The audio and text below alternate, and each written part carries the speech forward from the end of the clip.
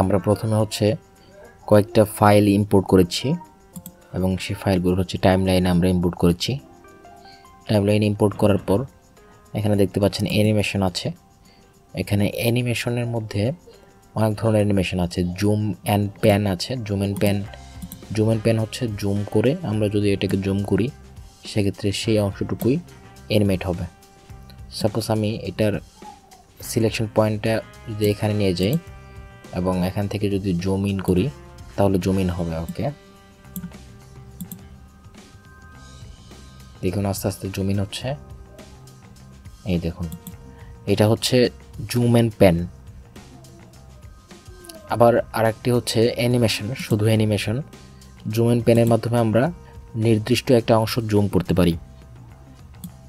আর অ্যানিমেশনের মাধ্যমে কিছু অ্যানিমেশন এখানে দেওয়া আছে, সেই অ্যানিমেশনগুলো হচ্ছে আমরা এখানে ভিডিওতে বসাতে পারি। যেমন স্কেল টু ফিট, এটা যদি আমি এখানে ড্র্যাগ করে দিই,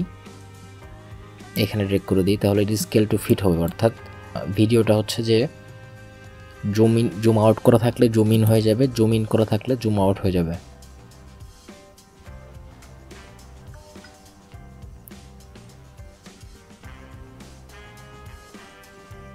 ওকে, একইভাবে আমরা যদি এখানে আরেকটি অ্যানিমেশন নিয়ে দেখাই, যেমন টিল্ট রাইট, এই অ্যানিমেশনটা আমরা এখানে বসালাম, তাহলে দেখতে পাচ্ছেন যে টিল্ট রাইট হয়ে এটা এখানে অ্যানিমেট হবে।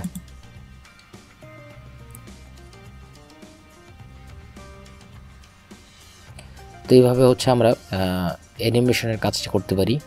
অ্যানিমেশনের মধ্যে আরেকটু গুরুত্বপূর্ণ বিষয় হচ্ছে এই জুম অ্যান্ড প্যানের মধ্যে সাধারণত কাজটা লাগে। আমরা আমাদের যে অংশটা জুম করতে হয় সেই অংশটুকু হচ্ছে যে আমরা এখান থেকে পার্সেন্টেজ হিসেবে জুম করতে পারি, জুম ইন করতে পারি, জুম আউট করতে পারি। আমাদের যে অংশটুকু দরকার সেটাকে সিলেকশন করে সেই অংশটুকু আমরা নিতে পারি। তো এইভাবে হচ্ছে আমরা অ্যানিমেশন এড করতে পারি। দেখা হবে নেক্সট ভিডিওতে। সে পর্যন্ত সবাই ভালো থাকুন, সুস্থ থাকুন এবং টেক ক্যাম্পাসের সাথে থাকুন। Thank you all the best.